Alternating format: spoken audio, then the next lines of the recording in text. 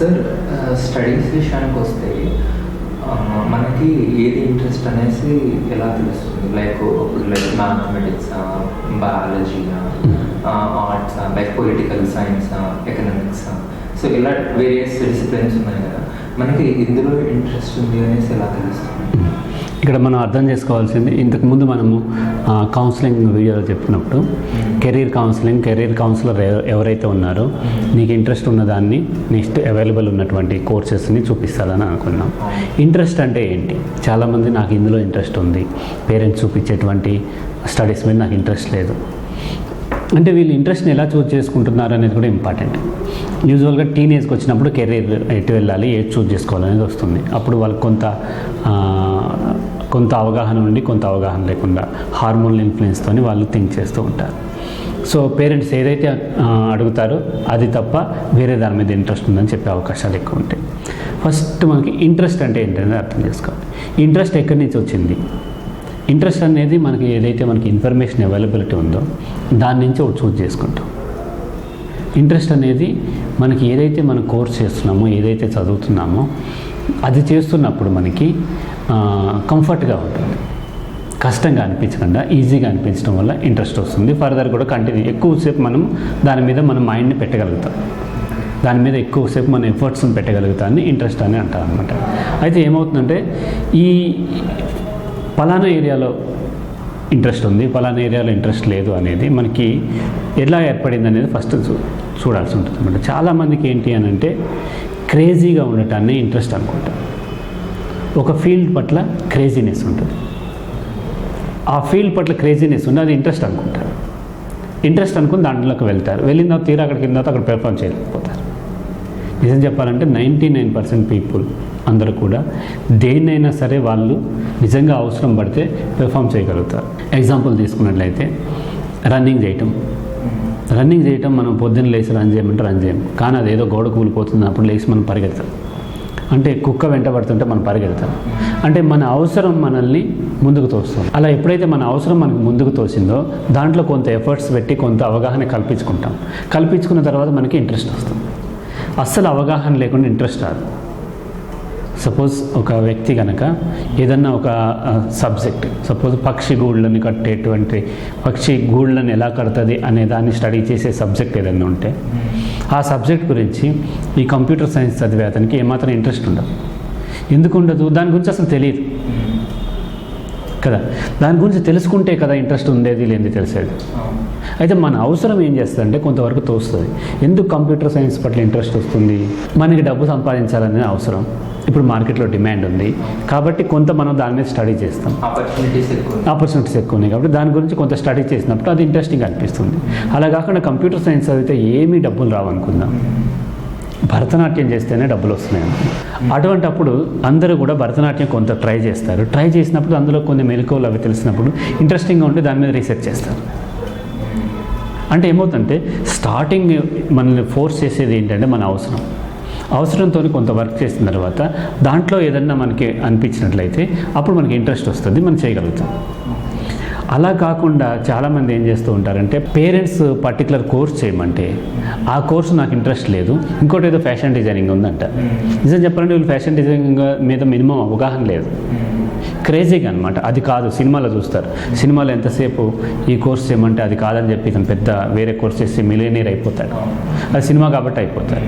కానీ ఇక్కడ వీళ్ళు అవగాహనతో ఇంట్రెస్ట్ ఉండటం వేరు, అది కాదంటం కోసం ఇంట్రెస్ట్ ఉందని వేరే దాంట్లో ఇంట్రెస్ట్ ఉందని చెప్పడం వేరన్నమాట. నేను లాంగ్ బ్యాక్ నేను యానిమేషన్ ఫ్యాకల్టీగా ఉన్నప్పుడు అక్కడ చాలామంది బీటెక్లో సీట్ రాక లేకపోతే వేరే కోర్సులు చేయలేక నాకు యానిమేషన్ ఇంట్రెస్ట్ ఉందని వస్తారు. అంటే వ్యక్తి ఏం చేస్తాడంటే ఒక ఫెయిల్యూర్ని తను యాక్సెప్ట్ చేయలేక దానికంటే ఎక్కువ ఖర్చు అయ్యేది, ఎక్కువ రోజులు చదివేది, కష్టమైన దాన్ని నాకు ఇంట్రెస్ట్ ఉందంటాడు. ఇక్కడికి వచ్చిన తర్వాత యానిమేషన్కి వచ్చిన నేను అడిగేవాడు, మీకు ఎందుకు మీరు యానిమేషన్ చూస్ చేసుకున్నారు అంటే వాళ్ళు ఏం చెప్పేవాళ్ళు అంటే మాకు ఇంట్రెస్ట్ ఉంది. యాక్చువల్గా వాళ్ళకు ఉన్నది ఇంట్రెస్ట్ కాదు, క్రేజీనెస్ అనమాట. సో మీకు ఎలా ఇంట్రెస్ట్ మీకు ఉందని ఎలా తెలిసిందంటే మేము యానిమేషన్ మూవీస్ అవన్నీ చూసాము. నిజానికి వీళ్ళకి ఇంట్రెస్ట్ ఉంది ఏంటి అని అంటే యానిమేషన్ మూవీస్ మీద ఇంట్రెస్ట్ ఉంది, యానిమేషన్ మేకింగ్ మీద కాదు, వాటిని వాచ్ చేయటం మీద ఇంట్రెస్ట్ ఉంది. మేకింగ్ వేరు, వాచ్ చేయటం వేరు. వీళ్ళు ఎప్పుడైతే యానిమేషన్ స్టార్ట్ చేసి అది చాలా లేబరస్ వర్క్, చాలా ఓపిక్గా చేయాలి, చాలా ఫ్యాక్టర్స్ కన్సిడర్ చేయాలి, చాలా నేర్చుకోవాలి, హోలిస్టిక్ ఐడియా ఉండాలి, ఆ క్యారెక్టర్ యొక్క డ్రాయింగ్ తెలియాలి, అలాగే ఆ క్యారెక్టర్ యొక్క బాడీ లాంగ్వేజ్ తెలియాలి, ఆ టైం తెలియాలి, ఇటువంటి అన్నీ కూడా వాళ్ళు కన్సిడర్ చేయాలంటే చాలా కష్టం అయిపోయి మళ్ళీ విత్డ్రా అయిపోతూ ఉంటారు. సో అంటే మీరు వాచింగ్ వేరు, మేకింగ్ వేరు అని ఇస్తున్నారు కదా. వాచింగ్ అనేది జస్ట్ సింప్లీ ఇంకొకడు ఎంటర్టైన్ చేసింది వాచ్ చేయడం, ఎంటర్టైన్మెంట్. సో మేకింగ్ అనేది మనం క్రియేట్ చేసి చేయడం అనేది.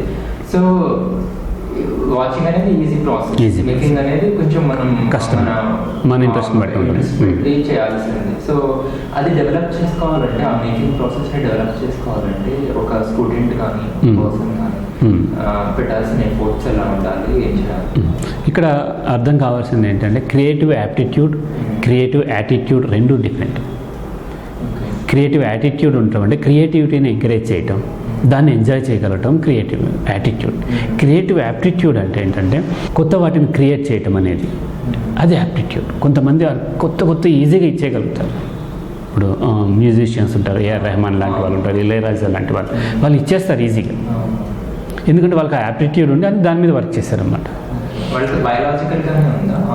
అంటే బయలాజికల్గా ఉంది, ఆ తర్వాత కూడా దాని మీద వాళ్ళు ఎఫర్ట్స్ పెట్టి డెవలప్ చేసుకున్నారు దాన్ని, పెరిగిన ఎన్వైరన్మెంట్ వల్ల. అంటే వాళ్ళు బేసిక్గా కొంత యాప్టిట్యూడ్ ఉంది. యాప్టిట్యూడ్ అనేది జస్ట్ 1% రోలే ప్లే చేస్తుంది. ఆ 1% అనేది స్టార్టింగ్ అనమాట, జస్ట్ మనం ఎట్లాగైతే అగ్గిపెట్టి గీసేటువంటి అది యాప్టిట్యూడ్. ఆ తర్వాత మంట అంతా మిగతా దాన్ని బట్టి వస్తుంది, మిగతాది ఎంత వర్క్ చేసినా. అగ్గిపుల్ల గీసి ఊదేస్తే పోయినట్టుగా యాప్టిట్యూడ్ ఉందా ఊదేస్తే పోతుంది. ఆ తర్వాత వాళ్ళు వర్క్ చేయాలి, యాటిట్యూడ్ డెవలప్ చేసుకోవాలి. యాటిట్యూడ్ డెవలప్ చేసుకుని అంటే ఆ లెర్నింగ్ మీద యాటిట్యూడ్ డెవలప్ చేసుకోవాలి, ఎంజాయ్ చేయటం మీద కాదు. నేను ఏం చేసేవాడిని, ఆ కాలేజ్లో ఏదైతే వాళ్ళు మేకింగ్ మీద ఇంట్రెస్ట్ ఉండని వచ్చిన వాళ్ళకి ఒక మూవీ చూపించేవాడిని. చూపించి ప్రతి షాట్ని ఎనలైజ్ చేయమనేవాడిని. వీళ్ళు 2 minutesలోనే దాంట్లో లీనం అయిపోయేవాళ్ళు. దీంట్లో లీనమయ్యారు, మూవీని ఎంజాయ్ చేయడంలో లీనమవుతున్నారు. వాళ్ళు ఎందులో లీనమవ్వాలి, దాన్ని అబ్జర్వ్ చేసి దాన్ని ఎనలైజ్ చేయడంలో లీనమవ్వాలి. అది వదిలేసేసి ఏమవుతున్నారు, వాళ్ళు ఆ మూవీని ఎంజాయ్ చేయడంలో లీనమైపోతున్నారు. ఎప్పుడైతే ఇతను ఎంటర్టైన్ అయిపోయాడో దాన్ని ఎనలైజ్ చేయడం కష్టమవుతుంది. సో ఇతను మళ్ళీ దాన్ని మామూలుగా వ్యూవర్గా మారిపోతున్నాడు, మూవీ మేకర్గా మారలేకపోతున్నాడు అనమాట. ఇక్కడ అదే అవసరం.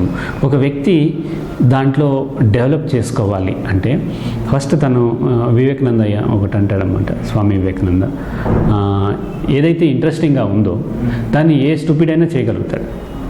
ఏదైనా సరే తను చేయాలనుకుంటే వైజ్ మ్యాన్ మాత్రమే ఏ పని చేసినా ఇంట్రెస్ట్తో చేస్తాడు. స్టూపిడ్స్ మాత్రమే తనకి ఇంట్రెస్ట్ ఉందే చేస్తాడు, కానీ వైజ్ మ్యాన్ ఏది చేసినా ఇంట్రెస్ట్తో చేస్తాడు. అంటే దేని మీదైనా మనకి ఇంట్రెస్ట్ రావాలంటే మొదట నిజాయితీగా మన ఎఫర్ట్స్ కొంత పెట్టాలి, దాని మీద ఒక యాటిట్యూడ్ డెవలప్ చేసుకోవాలి. కొంత ఎఫర్ట్స్ పెట్టి దాని మీద వర్క్ చేసినప్పుడు అప్పుడు మనకి ఇంట్రెస్ట్ వస్తుంది. ఇప్పుడు ట్రిగ్నోమెట్రీ ఉంది, ట్రిగ్నోమెట్రీ అంటే ఏమీ తెలియనోటికి ఇంట్రెస్ట్ ఉండదు. కొంత తెలుసుకునే ప్రయత్నం చేసిన తర్వాత అప్పుడు మనకు కష్టంగా ఉంటుంది. కొంత తెలుసుకునే ప్రయత్నం చేసి దాన్ని ఎనలైజ్ చేసిన తర్వాత అది ఇంట్రెస్టింగ్ ఉంటుంది. ఇప్పుడు ఎడ్యుకేషన్ అనేది 2 types ఉంటాయి. ఒకటి లాజిక్ బేస్డ్, లైక్ ఇప్పుడు మ్యాథమెటిక్స్ కానీ మన ఎకనామిక్స్ కానీ ఇవన్నీ మ్యాథ్ రిలేటెడ్ సబ్జెక్ట్స్. కొంచెం మనం లాజికల్గా థింక్ చేయాలి, థియరమ్స్, ప్రూఫ్స్, అనాలిసిస్ ఎక్కువ ఉంటుంది. సో అలా కాకుండా కొన్ని సబ్జెక్ట్స్ లైక్ లిటరేచర్ కానీ మనకి పోయిట్రీ కానీ లైక్ పెయింటింగ్ అలాంటివి, ఎస్పెషల్లీ లిటరేచర్ అలాంటివి కొంచెం మనకి వర్ణించడం ఇలాంటివన్నీ కొంచెం లాజిక్ లేకుండా దాన్ని ఒక లాజిక్ లేకుండా కొంచెం మన క్రియేటివిటీ ఆర్టిస్టిక్ వ్యూతో చూసి చేసేది. సో ఏది ఇప్పుడు ఆర్టిస్టిక్ వ్యూతో ఇప్పుడు లిటరేచర్ ఉందనుకోండి, ఇప్పుడు బుక్స్ అనేవి అంత పాపులర్ అవ్వట్లేదు, అంటే దానికున్న రికమెండేషన్ అంత బయట, దానికి ఆపర్చునిటీస్ చాలా తక్కువ ఉన్నాయి. ఇప్పుడు ఈ లాజిక్ బేస్డ్ తో చేసే ఎడ్యుకేషన్ కి ఎక్కువ ఆపర్చునిటీస్ బయట ఉన్నాయి, దాంతో ఎక్కువ మానిటరీ బెనిఫిట్స్ వస్తాయి. సో దేన్ని మనం చూస్ చేసుకోవాలి, జనరల్గా దేని మీద ఎక్కువ ఎఫర్ట్స్ పెట్టాలి? ఇక్కడ కొన్ని థియరీస్ ఉన్నాయి, కొన్ని బిలీఫ్స్ ఉన్నాయి. రైట్ బ్రెయిన్ లెఫ్ట్ బ్రెయిన్ అంటే రైట్ హెమిస్ఫియర్ లెఫ్ట్ హెమిస్ఫియర్, ఒకటి స్ట్రాంగ్ ఉంటేనేమో మ్యాథమెటిక్స్ బాగా చేయగలుగుతారు, ఒకటి స్ట్రాంగ్ ఉంటేనేమో ఆర్టిస్టిక్ పార్ట్ని బాగా చేయగలరు అనేటువంటి ఒక బిలీఫ్ కూడా ఉందన్నమాట. అయితే ఇది ఏవైనా సరే బయలాజికల్ కాదు, సైకలాజికల్. సో ఎట్లాగైతే మనము గే కల్చర్ని ఎట్లాగైతే అనుకున్నామో, ఇది మనం ఫస్ట్ నుంచి కూడా ఇందులో మనం ఎఫర్ట్స్ పెట్టడం వల్ల, ఆ వ్యక్తి ఎఫర్ట్స్ పెట్టడం వల్ల లాజికల్గా స్ట్రాంగ్ అయ్యాడు. ఇంకో దాంట్లో ఆర్ట్లో ఎఫర్ట్స్ పెట్టడం వల్ల తనకు తెలియకుండా ఇన్సిడెంటల్గా తన ఎఫర్ట్స్ పెట్టడం వల్ల ఆర్టిస్టిక్గా క్రియేటివ్గా స్ట్రాంగ్ అయ్యాడు. అయితే ఇవి రెండు వేరు. క్రియేటివ్గా స్ట్రాంగ్ ఉండేవాళ్ళు కొంత లాజికల్గా వీక్ ఉంటారు, లాజికల్గా స్ట్రాంగ్ ఉన్న వాళ్ళు క్రియేటివ్గా వీక్ ఉంటారు. కొంతమంది రెండిట్లోనూ బ్యాలెన్స్డ్గా ఉంటారు. కొంతమంది ఎక్స్ట్రీమ్ ఆర్టిస్టిక్గా ఉంటారు, కొంతమంది ఎక్స్ట్రీమ్ లాజికల్గా ఉంటారు. వాళ్ళకు కొంచెం కూడా ఆర్ట్ తెలియదు, వాళ్ళు ఎక్స్ప్లెయిన్ చేస్తూ ఉంటారు, హ్యూమర్ ఏమి చేయరు, పర్ఫెక్ట్గా సబ్జెక్ట్ చెప్పినట్టు చెప్తూ ఉంటారు.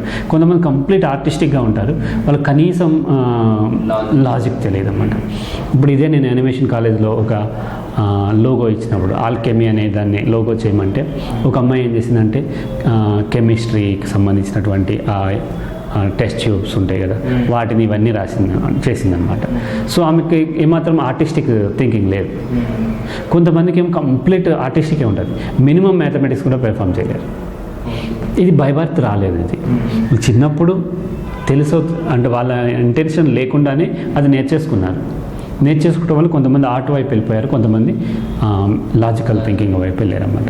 సో ఈ లాజికల్ థింకింగ్ ఉన్న వాళ్ళు దీంట్లో బాగా పెర్ఫామ్ చేయగలుగుతారు.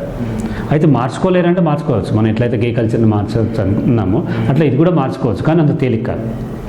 మనం 3 ఫ్యాక్టర్స్ వ్యక్తి యొక్క థింకింగ్ని కానీ యాటిట్యూడ్ని ఇన్ఫ్లుయెన్స్ చేస్తాను: biological factor and psychological factors and cognitive factors.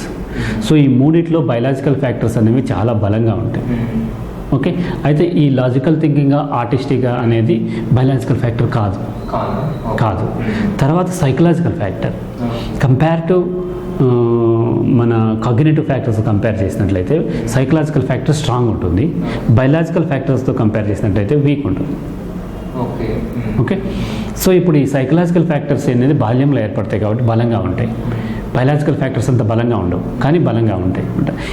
ఇవి బలంగా ఉండటం వల్ల వాళ్ళు ఏదైతే వాళ్ళ ఆర్ట్లో బలంగా ఉంటేనేమో ఆర్ట్ ఈజీగా నేర్చుకోగలుగుతారు. లాజికల్ థింకింగ్లో బలంగా ఉన్నట్లయితే ఈ మ్యాథ్స్ రిలేటెడ్ దాన్ని ఈజీగా చేయగలుగుతారు అన్నమాట. మార్చుకోలేమా అంటే ఖచ్చితంగా మార్చుకోవచ్చు, అయితే ఎఫర్ట్స్ ఎక్కువ పెట్టాల్సి ఉంటుంది. కాగ్నిటివ్ ఫ్యాక్టర్స్ అంత వీక్గా ఉండవు కాబట్టి, ఈ సైకలాజికల్ ఫ్యాక్టర్స్ స్ట్రాంగ్గా ఉంటాయి కాబట్టి ఎఫర్ట్స్ ఎక్కువ పెట్టినట్లయితే కొంత మారుతుంది. అప్పుడు మారినప్పుడు ప్రతిదీ కాంపిటీషన్ కాబట్టి ఆల్రెడీ ఆర్ట్లో ఉన్న వాళ్ళకంటే వీళ్ళు వెనుకబడి ఉంటారు. వాళ్ళకంటే ఎక్కువ ఎఫర్ట్స్ పెట్టినప్పుడు మాత్రమే వీళ్ళు ముందుకెళ్ళగలుగుతారు. ఎగ్జాంపుల్కి మల్టీమీడియా తీసుకున్నట్లయితే, మల్టీమీడియాలో టెక్నాలజీ ఉంటుంది, క్రియేటివిటీ. కొంతమంది టెక్నాలజీ రిలేటెడ్ తీసుకుంటారు, కొంతమంది క్రియేటివ్ రిలేటెడ్ తీసుకుంటారు. ఈ క్రియేటివ్ దాంట్లో కొంతమంది బాగా పెర్ఫామ్ చేస్తారు, కొంతమంది టెక్నాలజీలో పెర్ఫామ్ చేస్తారు, కొంతమంది రెండిట్లో చేస్తారు. అయితే కొంతమంది రెండిట్లో చేశారంటే వాళ్ళకి రెండు బ్యాలెన్స్డ్గా ఉంది. ఈ బ్యాలెన్స్డ్గా ఉన్న వాళ్ళు టెక్నాలజీలో వాళ్ళతో పోటీ పడాలనుకున్నప్పుడు వాళ్ళకంటే ఎక్కువ ఎఫర్ట్స్ పెట్టాలి. ఇదే వ్యక్తి ఆర్ట్లో వీళ్ళతో పోటీ పడాలనుకున్నప్పుడు అది వదిలేసి ఇందులో ఎక్కువ ఎఫర్ట్స్ పెట్టినప్పుడు ఆటోమేటిక్గా వీళ్ళని క్రాస్ చేయగలుగుతారన్నమాట. అంటే ఇక్కడ మనం పెట్టే ఎఫర్ట్స్ని బట్టి, ఇంతకుముందు ఇవి ఏర్పడటానికి కారణం అన్నోయింగ్లీ ఎఫర్ట్స్ పెట్టాం. ఓకే, ఏర్పడిన తర్వాత నోయింగ్లీ ఎఫర్ట్స్ పెట్టాలన్నమాట. ఎఫర్ట్స్ పెట్టలేకపోవటానికి కారణం ఏంటి అని అంటే, మైండ్ ఎప్పుడు కూడా కంఫర్ట్ని కోరుకుంటుంది, ఎంటర్టైన్ అవ్వటాన్ని కోరుకుంటుంది. మూటలు మోయటం, తవ్వటం ఇవన్నీ కూడా ఈజీ వర్క్. నిజం చెప్పాలి, మనం హార్డ్ వర్క్ అంటాం, అది ఈజీ వర్క్. థింక్ చేయటం అనేది మెంటల్ ప్రాసెస్ చాలా హార్డ్ వర్క్. చూస్తాం సాఫ్ట్గా ఉంటుంది, మన నుంచి కదలదు అంతే, కానీ చాలా హార్డ్ వర్క్. సో అందుకనే చాలామంది చదవలేక పనులకు పోతారు, ఎందుకు పని ఈజీగా ఉంటుంది, మనం థింక్ చేయటం కష్టం. సో అందుకని ఎప్పుడైతే ఈ మెంటల్గా మనం ఎక్కువ ఎఫర్ట్స్ పెట్టాల్సి వచ్చిందో అక్కడి నుంచి విత్డ్రా అయిపోతాం. ఈ ఎఫర్ట్స్ పెట్టామంటే ఇంట్రెస్ట్ వస్తుంది, దాని లాజిక్ అర్థమవుతుంది, లాజిక్ అర్థమైన తర్వాత ఇంట్రెస్ట్ వస్తుంది అన్నమాట. సో స్టార్టింగ్లో మనం ఫోర్స్ఫుల్గా కొంత ఎఫర్ట్స్ పెట్టాల్సి ఉంటుంది, ఏ సబ్జెక్ట్ అయినా. పెట్టినప్పుడు దాన్ని ఈజీగా మనం ఇంట్రెస్ట్ డెవలప్ చేసుకోగలుగుతాం. ఇంట్రెస్ట్ అనేది డెవలప్ చేసుకుంటే వచ్చేది, బై బర్త్ వచ్చేది కాదు. తర్వాత సైకలాజికల్గా కొంత ఏర్పడి ఉంటుంది, దాన్ని అర్థం చేసుకుని మనం చూస్ చేసుకోవచ్చు. ఆ తర్వాత కావాలంటే ఎఫర్ట్స్ ఎక్కువ పెడితే దాన్ని మార్చుకోవచ్చు కూడా. చాలామంది ఇది మార్చలేమంటారు. మార్చలేము అంటే మార్చితే ఇంకా ఎక్కువ ఎఫర్ట్స్ పెడితే తప్ప నార్మల్ కాలేడు. ఇప్పుడు ఆర్ట్లో నార్మల్గా ఉన్న అతను మ్యాథ్స్లోకి వచ్చేసరికి బిలో నార్మల్ ఉంటాడు. ఇతను నార్మల్ పీపుల్ కంటే ఇక్కడ ఉన్నటువంటి నార్మల్ పీపుల్ కంటే ఎక్కువ ఎఫర్ట్స్ పెడితే తప్ప నార్మల్ కాలేడు అనమాట. సో మన అవసరాన్ని బట్టి మనం ఎఫర్ట్స్ పెడతాం. ఇంతకుముందు ఈ ఇంజనీరింగ్ లేదు కదా, ఈ టెక్నాలజీలో కంప్యూటర్ సైన్స్ లేదు. సో ఒకవేళ మనం అనుకుందాం బై బర్త్ ఇది ఉందనుకుందాం, 100 సంవత్సరాల క్రితం పుట్టిన వీళ్ళకి ఈ కంప్యూటర్ సైన్స్లో నిజంగా బలమైనటువంటి టాలెంట్ లేకపోతే యాప్టిట్యూడ్ ఉన్నట్లయితే వాళ్ళందరూ వేరే దాంట్లో అయ్యారు కదా, సర్వైవ్ అయ్యారు కదా. సో దాంతో సంబంధం లేదు, బయలాజికల్గా ఏమీ ఉండదు, సైకలాజికల్గా ఉంటుంది. ఈ సైకలాజికల్ దాని యొక్క ఇంపాక్ట్ ఉంటుంది. అయితే దాన్ని మార్చని కూడా మార్చుకోవచ్చు, అవసరాన్ని బట్టి మారుస్తాం. కొంత ఆర్టిస్టిక్గా ఉన్నవాడు కూడా ఇప్పుడు ఇంజనీరింగ్లో వేస్తే నెంబర్ 1 పోలేకపోయినా కొంత తను ఎర్న్ చేసుకోగలుగుతున్నాడు అన్నమాట. మన అవసరాన్ని బట్టి, ఇంట్రెస్ట్ని బట్టి మనం